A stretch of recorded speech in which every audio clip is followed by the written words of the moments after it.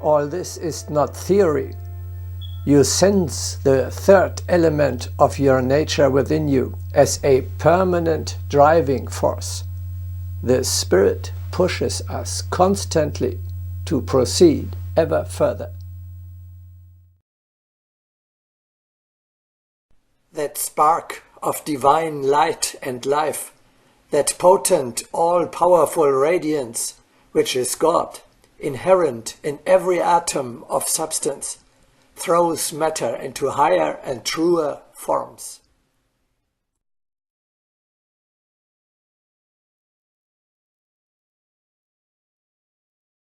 The world is striving for crowning perfection.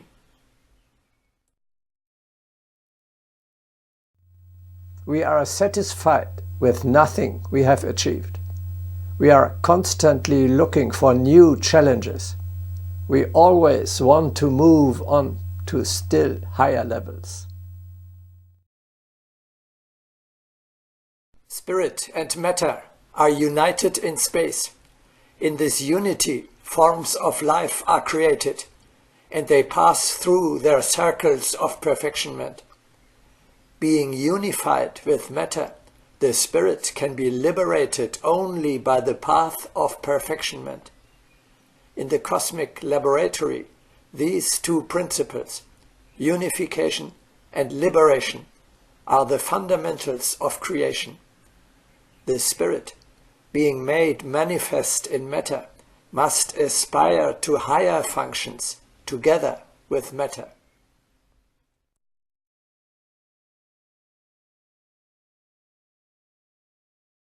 A Wimbledon champion like Boris Becker, of whom one would think that he has achieved long ago everything worth being desired, tries himself in ever new projects, and sometimes offers a miserable picture, because there he is only a beginner. The great cellist Pablo Casals was asked why he continued doing exercises on his instrument at the age of 92. He replied, because he believed that he could still make progress. It is the divine spirit within you that gives you no rest. The image of God within you drives you upwards. It puts before your eyes constantly the distant ideal of that higher being which you can be, which you should be. You sense it is your destiny to mold yourself according to this image. The physical body must be raised by the power of evolution to the rank of the spiritual entity which inhabits that body.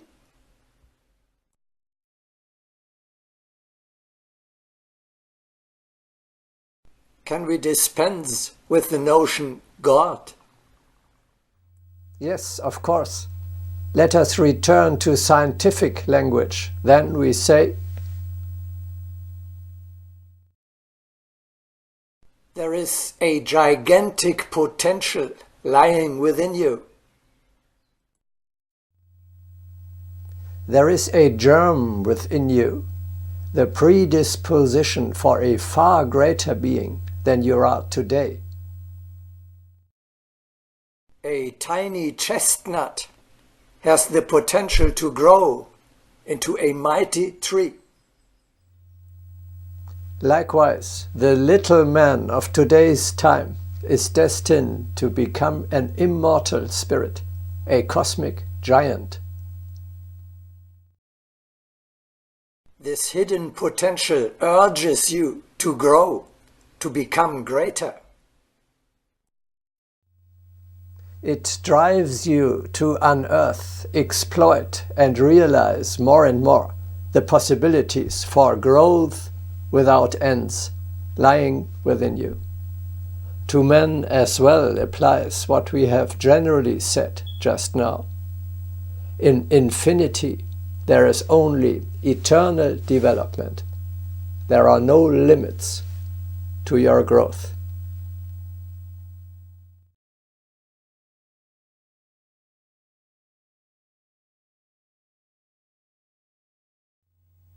With today's humanity, the end of the development is obviously far from being reached. We, too, express the divine spirit very imperfectly only. The evolutionary line that runs from stone and plant via the animal towards us goes further upwards, of course.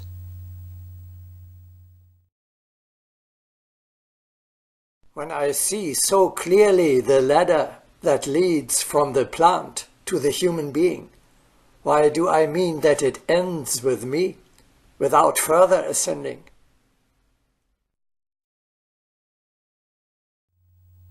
The potential of our possibilities is far from being exhausted. In the course of the development, we still have to overcome numerous animal features and to acquire as many divine qualities. Is it possible that all began with you and will end with you? Does any process cease? When skeptics say it is the end, we say it is the beginning.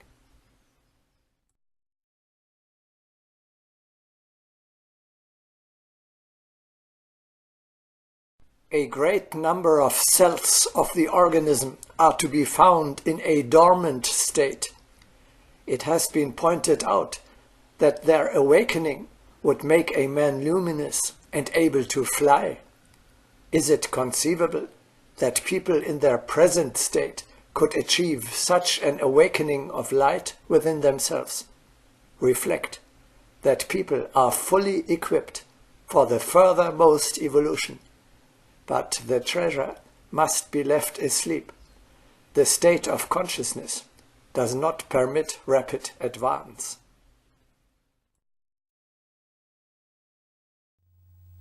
Modern man is nothing but a transitional stage on the way to the still higher steps of evolution, which will come after us. Let us listen to the classical words of Friedrich Nietzsche. I teach you the overman. Man is something that is to be surpassed. What have ye done to surpass man? What is the ape to man? A laughingstock, a thing of shame. And just the same shall man be to the overman, a laughingstock and a thing of shame. Ye have made your way from the worm to man, and much within you is still worm.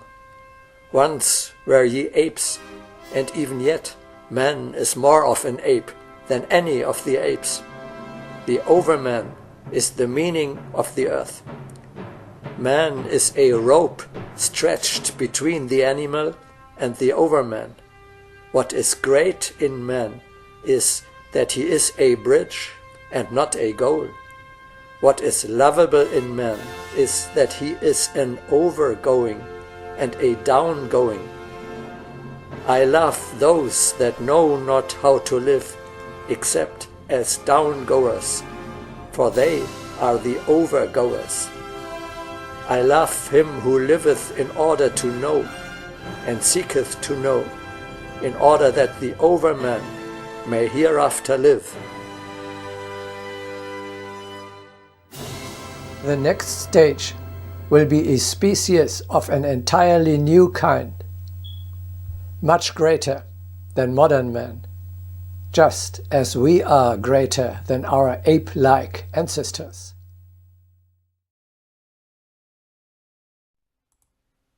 The energy will then be guided and controlled by the higher or spiritual will of man, for the perfecting of a body as much superior to the bodies of the present races of mankind as the latter are superior to those of the animal creation.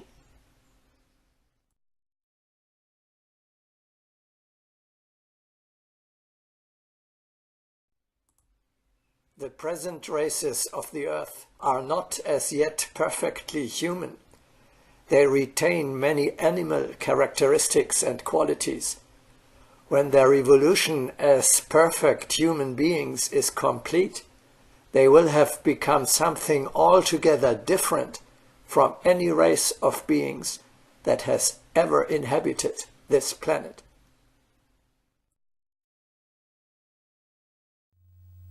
The deplorable condition of humanity is due to the fact that nobody wants to know anything about ascent and elevation.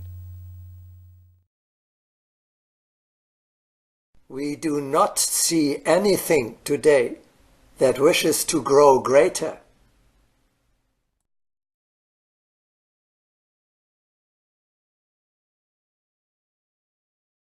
The world's greatest need is a higher type of humanity.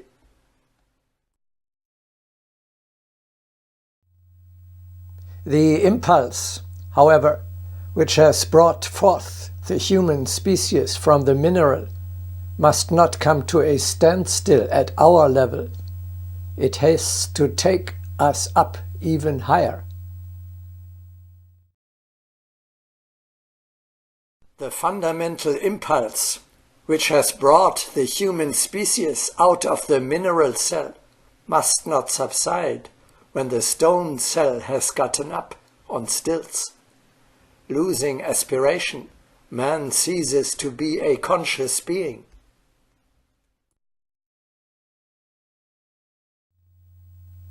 Let us move on to the next step of evolution, the God-man, a creature that expresses the divine within us even more perfectly than the old man. Much has been spoken about man-God aspiring toward deification. We, brothers of humanity, seek and proclaim man-God on earth. Ready for flight, he is bearing his full chalice on earth. Man-God is a fiery creator.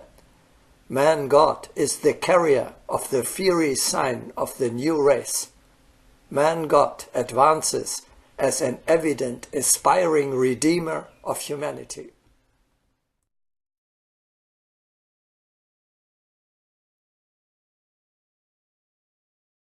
The worlds are begotten and dissolved, whereas man, after having transmuted all his feelings in the fire of the Spirit, is transfigured into an overman and takes his place amidst the highest spirits, thus living in eternity.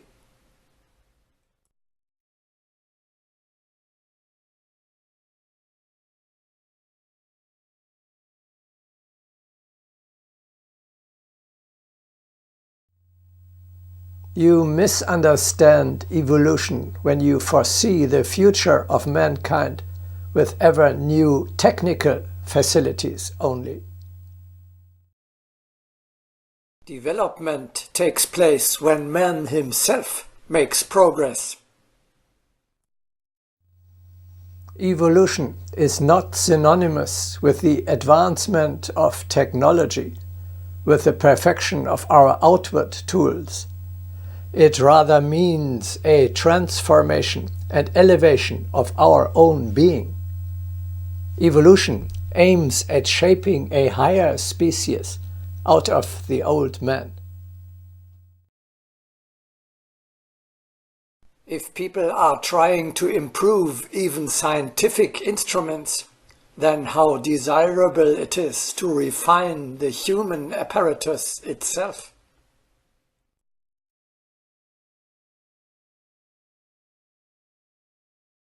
What does that mean for me? You yourself are called upon to grow greater. You yourself, not your house, your car, your bank account, your library, your machines, aircrafts or weapons. Neither has what you call civilization much to do with progress. It is the inner man, the spirituality, the illumination of the physical brain by the light of the spiritual or divine intelligence that is the test.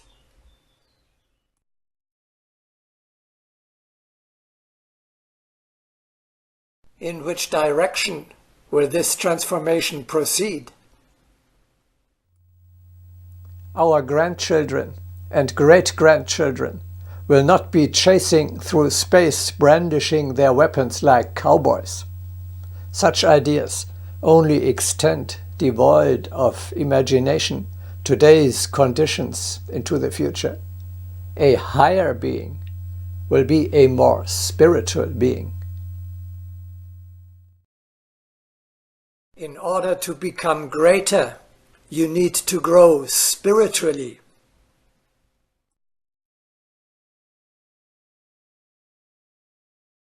Not the factory, but the workshop of the Spirit will renovate the world.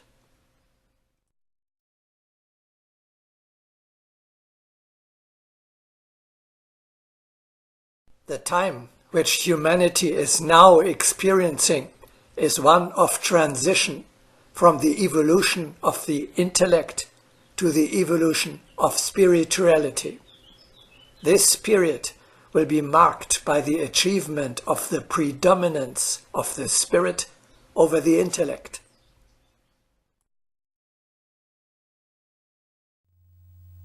The possibilities of our body are largely exhausted. Whether we can run the 100 meters a few milliseconds faster is irrelevant. The potential of our eternal spiritual individuality, on the other hand, is still completely left unexploited. Here slumber treasures for a development to heights of which we cannot even form a picture today. The time for the Spirit is approaching.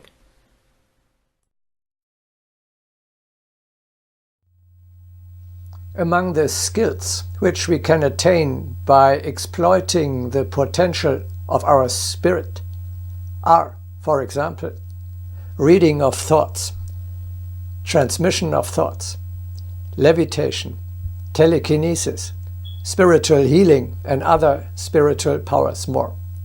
One day we will even learn to fly. Then we will no longer need mobile phones, television sets, or airplanes. Then our own organism will carry out the functions of these devices.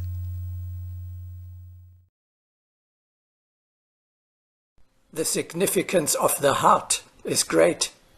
In the future, it will render many apparatuses unnecessary. Verily, in the new era, people will appear who will replace the most complex apparatuses by themselves. At present, people invent robots, but after this mechanical fever has abated, man's attention will turn to the powers within himself.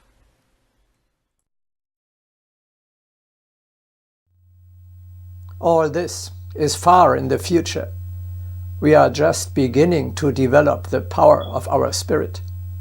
Today, we can say in general terms, evolution is about strengthening the spiritual forces, the psychic energy of our eternal individuality, and about refining and sharpening its inner spiritual senses. You may find the first exercises in our series Experiment, Immortality and Spiritual Exercises of Agni Yoga.